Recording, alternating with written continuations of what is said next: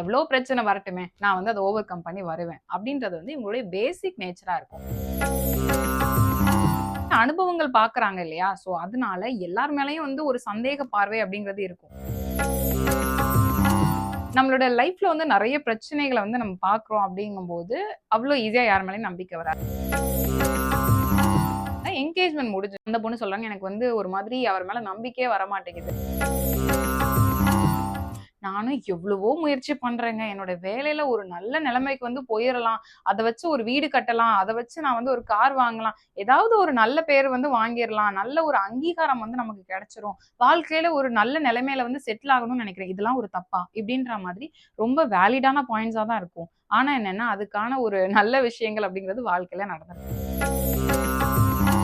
சரி, இப்ப வந்து அப்ப சரியா போயிடுமா அப்படின்னா, இப்ப வந்து அதோடைய கொஞ்சம் உங்களுக்கு வந்து பிரேக் விட்டு அடிப்பாங்க இல்லையா? சோ அந்த மாரி ஒரு பிரேக்குக்கான ஒரு டைம் அப்படிங்கிறத இத நீங்க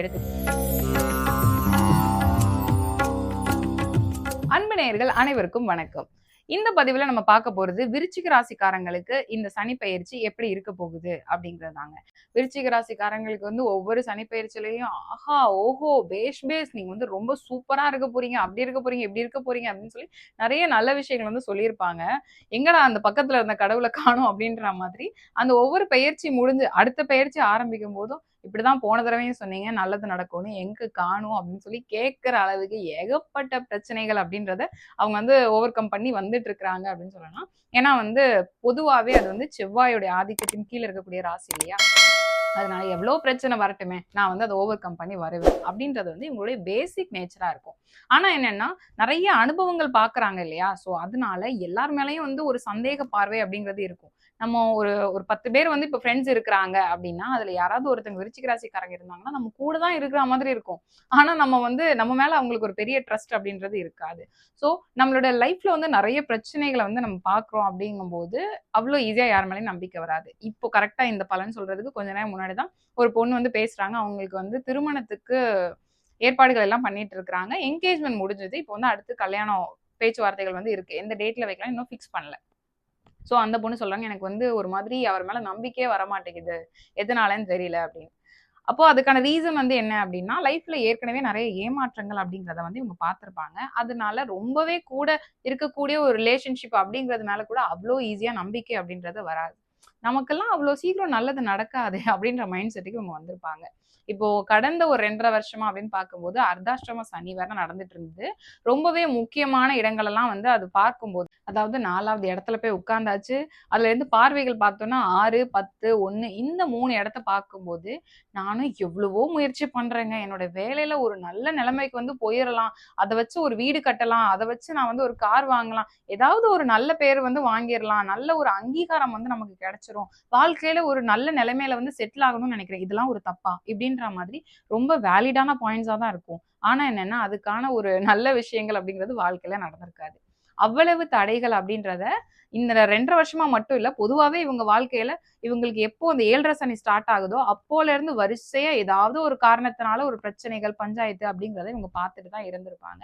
சரி, இப்போ வந்து அப்ப சரியா போயிடுமா அப்படின்னா, இப்போ வந்து அதோடைய கொஞ்சம் உங்களுக்கு வந்து பிரேக் விட்டு அடிப்பாங்க இல்லையா? ஸோ அந்த மாரி ஒரு பிரேக்குக்கான ஒரு டைம் அப்படிங்கிறத இத நீங்க எடுத்துக்கலாம். அதனால இந்த காலகட்டத்தில ரொம்ப சாமர்த்தியமா நீங்க வந்து எந்தெந்த வகையில உங்களுடைய வாழ்க்கைய வந்து செட்டில் பண்ணணும் அப்படின்ற முயற்சிகள வந்து நீங்க ஆரம்பிக்கணும். நான் நெறையவே முயற்சி பண்ணேங்க. எனக்கு வந்து இவ்ளோ நாளா ஒரு ப்ரமோஷன் அப்படிங்கிறது தடைப்பட்டுட்டே இருந்தது.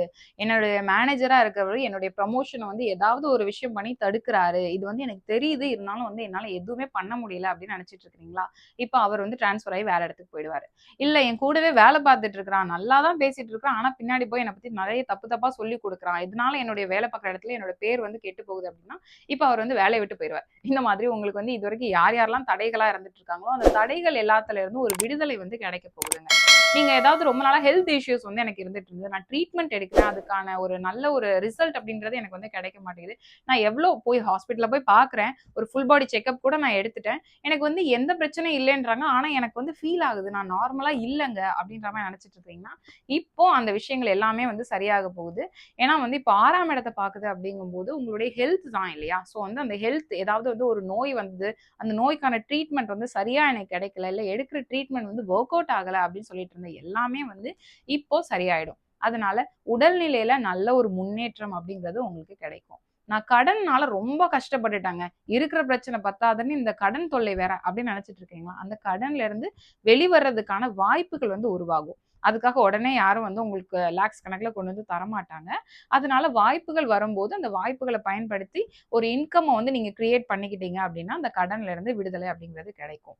ஸோ இப்போ நெறைய பேரு கன்சல்டேஷனுக்கு வரும்போதுமே வந்து அவங்க என்ன சொல்றாங்கன்னா, எனக்கு வந்து கடன் அதிகமா இருக்கு. எப்போ அதுலேருந்து எனக்கு ஒரு விடிவு காலம் அப்படின்றது கிடைக்கும் அப்படின்றாங்க. எந்த கடவுள வேணாலும் நீங்க வழிபாடு பண்ணலாம். எந்த கோவிலுக்கு வேணாலும் நீங்க போகலாம். ஆனா, நம்ம வந்து வாழ்க்கையில அதுக்கான முயற்சி அப்படின்ற ஒரு விஷயத்த நம்ம வந்து கண்டிப்பா பண்ணணும். அதனால அத வந்து நீங்க ஸ்ட்ராங்கா பிலீவ் பண்றீங்க. அதுக்கான எஃபோர்ட்ஸ் போடுறீங்க அப்படிங்கும்போது, நிச்சயமா அந்த கடவுளுடைய அனுகிரகம் அப்படிங்கிறது உங்களுக்கு இருக்கும். அது போக நீங்க வேலை பார்த்தா தான் இல்லையா நமக்கு ஒரு இன்கம் அப்படின்றது வரும். ஸோ, உங்க இன்கம்க்கான ஒரு புதிய வழி என்ன அப்படிங்கிறத நீங்க முயற்சி பண்ணணும். உதாரணமா இப்ப வந்து உங்களுக்கு ஒரு 40,000 சேலரி வாங்கிட்டு இருக்கிறீங்க. உங்களுக்கு வந்து நெறைய இஎம்ஐ அது இது எல்லாமே வந்து இருக்குது. ஸோ அந்த இஎம்ஐ எல்லாமே வந்து கட்டி முடிக்கிறீங்க. அது போக உங்களுடைய வாழ்வாதாரத்துக்கு ஒரு மாச செலவு, உங்களுடைய குடும்ப செலவு அப்படின்றதுக்கு ஒரு பர்ட்டிகுலர் அமௌண்ட் வந்து போகுது. ஸோ இது போக வந்து உங்களுடைய கடன நீங்க சீக்கிரம் அடைக்கணும் அப்படின்னா, நமக்கு வந்து உடனே இன்கிரிமெண்ட் அப்படின்றது கிடைக்காது இல்லையா? ஸோ உங்களுடைய மீதி இருக்கக்கூடிய ஒரு ஃப்ரீ டைம் இருக்குல்ல, அந்த ஃப்ரீ டைம்ல நீங்க வேற ஏதாவது வந்து ஒரு இன்கம் கிரியேட் பண்றதுக்கான ஒரு வழிய வந்து நீங்க உருவாக்குறீங்க அப்படின்னா, அப்போதான் அந்த கடன் அப்படிங்கிறது சீக்கிரமா உங்களால அடைக்க முடியும். நம்ம எவ்வளோ முயற்சி பண்றோம், எவ்வளோ வழிபாடுகள் பண்ணோம் அப்படின்னாலும், 40,000த்துல 30,000 எனக்கு வந்து தேவைகள் இருக்கு. அந்த 10,000த்துக்கு நம்ம அத வச்சு நம்ம அடைக்க முடியாது இல்லையா? அந்த 10,000த்த வச்சு எவ்வளோ கடன அடைக்க முடியுமோ, அத தான் அடைக்க முடியும். ஸோ எக்ஸ்ட்ராவா வந்து உங்களுக்கு இன்கம் வேணும் அப்படின்னா, அதுக்கான வாய்ப்புகள நீங்க வந்து உருவாக்கிக்கணும். அந்த வாய்ப்புகள் உருவாக்குறதுக்கான ஒரு காலமா, இந்த காலம் வந்து உங்களுக்கு நிச்சயமா இருக்கும்.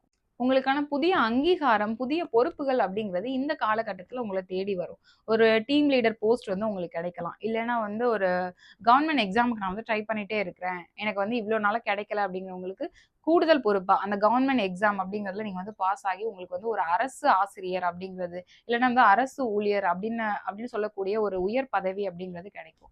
சமூகத்துல உங்களுக்கான ஒரு புகழ், உங்களுக்கான ஒரு அந்தஸ்து அப்படிங்கிறது இந்த காலகட்டத்தில நிச்சயமா வரும். நான் வந்து அரசியல்ல இருக்கேன் அப்படின்னா, இந்த காலகட்டத்தில உங்களுக்கு ஒரு நல்ல நீங்க வந்து இது நாள் வரை தெரியாத ஒரு அரசியல்வாதியா இருந்திருப்பீங்க. இப்போ அந்த நபரா அவர் வந்து ரொம்ப நெறைய நல்ல விஷயங்கள்லாம் பண்றாருப்பா, அப்படின்னு எல்லாரும் வந்து உங்கள அடையாளம் காணக்கூடிய ஒரு காலமா இந்த காலம் வந்து இருக்குங்க. உங்களோட வாழ்க்கையில நீங்க ஒரு நல்ல நிலைய அடையணும் அப்படின்னு நெனச்சிட்டு இருந்தீங்கன்னா, அதுக்கான ஒரு சரியான வழிகாட்டுதல் அப்படிங்கிறது இந்த காலகட்டத்தில உங்களுக்கு கிடைக்கும். அத நீங்க பயன்படுத்திக்கணும். ஒரு சுய கட்டுப்பாடு அப்படிங்கிறது இந்த நேரத்தில உங்களுக்கு வந்து நிச்சயமா இருக்கணும். அது மட்டும் இல்லாம ஒரு உங்க வாழ்க்கையில நீங்க வந்து ஒரு கம்பீரமான, ஒரு நல்ல எல்லாருமே வந்து பார்த்து, இந்த நபரா அப்படின்னு சொல்லக்கூடிய அளவுக்கு உங்களுக்கு ஒரு அங்கீகாரம் குடுக்க போறாங்க. அதுக்கு நம்ம வந்து எவ்வளோ தகுதியா இருக்கணும். நம்மள வந்து புகழ்ந்து சொல்றதுக்கு ஏதாவது ஒரு நல்ல விஷயம் நம்ம பண்ணணும் இல்லையா? அந்த மாதிரி ஏற்கனவே நான் பண்ணிட்டு இருக்கேன். எனக்கான அங்கீகாரம் இல்ல அப்படின்றவங்களுக்கு இந்த காலகட்டத்தில அது வந்து கிடைக்கும். அதனால தானா எந்த ஒரு புகழும், தானா எந்த ஒரு அங்கீகாரமும் கிடைக்காது. அதுக்கான முயற்சிய நீங்க வந்து போடணும். அப்படி போடுறவங்களுக்கு இந்த காலம் ரொம்பவே நல்லா இருக்கும் அப்படின்னு சொல்லலாம். சரி. இது தவிர அப்போ எனக்கு வந்து லாபஸ்தானத்த வந்து சனி பார்க்குறாரே, அப்ப லாபம் வந்து கிடைக்காது தானே அப்படின்னு பார்த்தீங்கன்னா, அவர் வந்து உங்களுக்கு 5ஆம் இடத்துல போய் உட்கார்றாரு. அதனால நெறைய வாய்ப்புகள வந்து உருவாக்குவாரு. நமக்கு வாய்ப்பு கிடைச்சா போதாதா? அந்த வாய்ப்ப பயன்படுத்தி எப்படி நம்ம வந்து பணம் சம்பாதிக்கணும் அப்படிங்கிறத நம்ம தான் வந்து பார்த்துக்கணும். ஏன்னா எல்லாருக்குமே வந்து அந்த ஸ்பூன் ஃபீடிங் மாதிரி எதுவுமே வந்து யாரும் பண்ண முடியாது. அதனால வாய்ப்புகள பயன்படுத்திக்கோங்க. சரி, விருச்சிகத்துக்கு இப்ப 5ஆம் இடத்துக்கு போறாரு.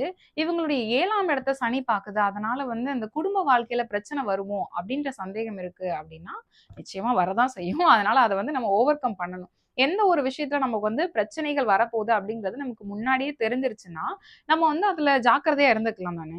இப்போ ஒரு ஒரு ரோட்ல வந்து நம்ம போயிட்டுருக்கோம். ஸோ அந்த ரோட்ல வந்து நெறைய குண்டும் குழியுமா இருக்கு அப்படின்னு சொல்லிட்டாங்கன்னா, நம்ம வண்டிய வந்து ரொம்ப நிதானமா பார்த்து நம்ம ஓட்டிட்டு போவோம். அப்போ வந்து ஒரு 80 ஸ்பீட்ல போறேன், 100 ஸ்பீட்ல போறேன் அப்படின்னு போமாட்டோம். அப்படி போனோம்னா சேதாரம் வந்து நமக்கு தான். அதனால வந்து நமக்கு இப்போ ஒரு ஜோதிடர்கள் வந்து சொல்றாங்க, உங்களுக்கு வந்து இந்த டைம் பீரியட்லாம் சரியில்லங்க. இந்தந்த விஷயத்துல கவனமா இருந்துக்கோங்க. 7ஆம் இடத்த வந்து பார்க்கும்போது, உங்களுடைய பார்ட்னர்ஸ் கூட உங்களுக்கு வந்து பிரச்சனைகள் வரும்.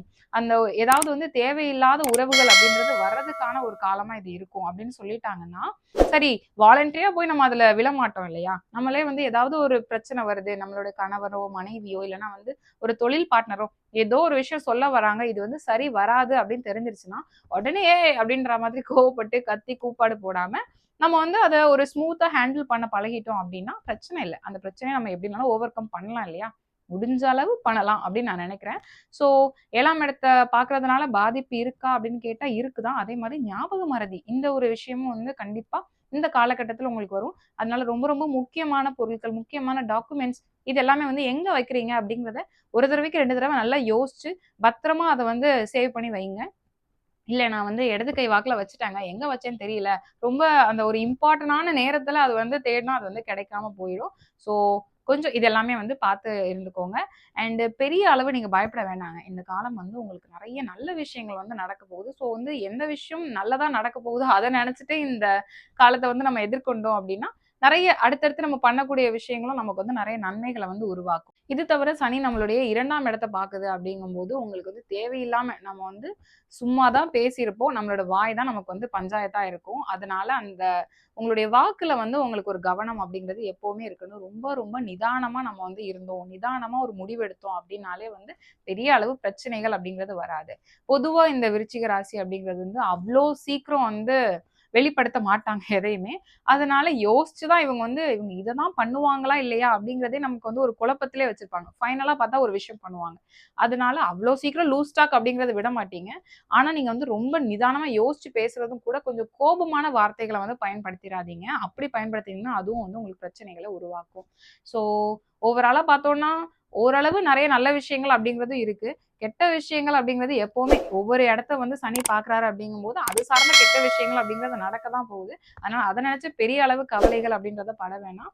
நெறைய நல்ல விஷயங்கள் நடக்க போகுது இல்லையா? அதனால அத நெனச்சு நம்மளுடைய முயற்சிகள் அப்படிங்கிறத தொடர்ந்து போடலாம். இந்த சனி பயிற்சி அப்படிங்கிறது உங்களுக்கு நெறைய நல்ல விஷயங்கள வந்து கொடுக்க இருக்குது. அத வந்து வாங்குறதுக்கு நீங்களும் ரெடியா இருந்துக்கோங்க அப்படிங்கிறத சொல்லிக்கிறேன். இதே போல அடுத்த ஒரு வீடியோல சந்திக்கலாம். நன்றி, வணக்கம்.